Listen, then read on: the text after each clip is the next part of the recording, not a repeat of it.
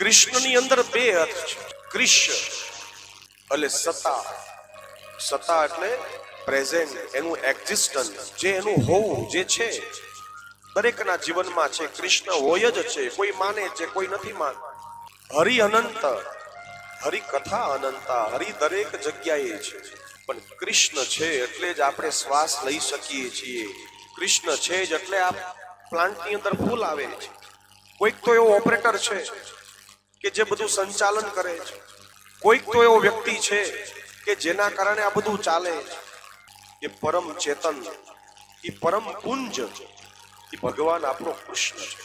કૃષ્ણનો અર્થ થાય છે સત્તા અને અણનો અર્થ થાય છે રહેનાર, સત્તામાં રહેનાર. આપણને બધાને યાદ હશે ભાગવતજીમાં કૃષ્ણ, જે મહાભારતનો એક ઉલ્લેખ આવે છે, એમાં કૃષ્ણ કહે છે, કૌરવોને સમજાવે છે, દુર્યોધનને સમજાવે છે કે તે પાંડવોનું લીધું છે બધું પાછું આપી દે. આમાં તે બધી રમતો જ કરી છે, તો એનું જે છે એ બધું પાછું આપી દે. ત્યારે હાથમાં જલ લઈ એ દુર્યોધન કહે છે કે ઠીક છે કાના, તે કીધું છે હું આપી દઈશ, શ્રી કૃષ્ણ અર્પણમસ્તુ. પણ પછી પાછું આપ્યું એમ પણ બોલ્યો કે આ તો કૃષ્ણ, ભલે મેં જળ મૂક્યું પણ હું પાછું નહીં આપું. એક સોયના એના જે કણ જેટલી પણ હું જગ્યા નહીં આપું પાછી.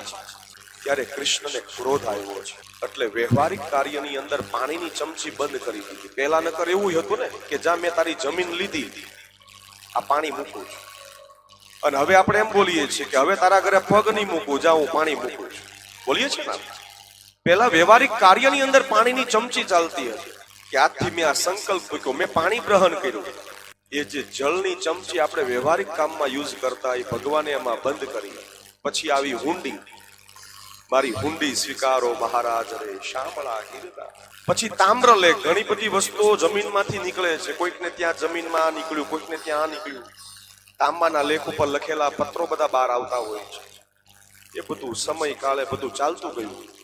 પછી તેલગી કાંડ આવ્યું, સ્ટેમ્પ પેપર આવ્યા. તમે જો કળયુગમાં શું શું આવ્યું. પણ હજી ધર્મ કાર્યમાં પાણીની ચમચી છે. બ્રાહ્મણો પહેલા કહે છે કે હાથમાં જળ પકડી રાખો. હજી એ ટક્યું છે કે જળ હાથમાં રાખીને કહીએ કે હે કૃષ્ણ, તને હું અર્પણ કરું છું. પણ વ્યવહારિક કાર્યની અંદર જળની ચમચી વહી ગઈ. શું કામ? કારણ કે બોલેલું આપણે ફરીએ, પણ જે અખંડ છે, કૃષ્ણએ કોઈ દી પોતાના માટે કઈ કર્યું જ નથી, બીજાને. આ લીલા, તમને એવું લાગે છે તમને કે ભગવાન ઠાકોરજી જન્મ લે તો એ તો ભગવાન છે, અને ભગવાન બધું કરી શકે.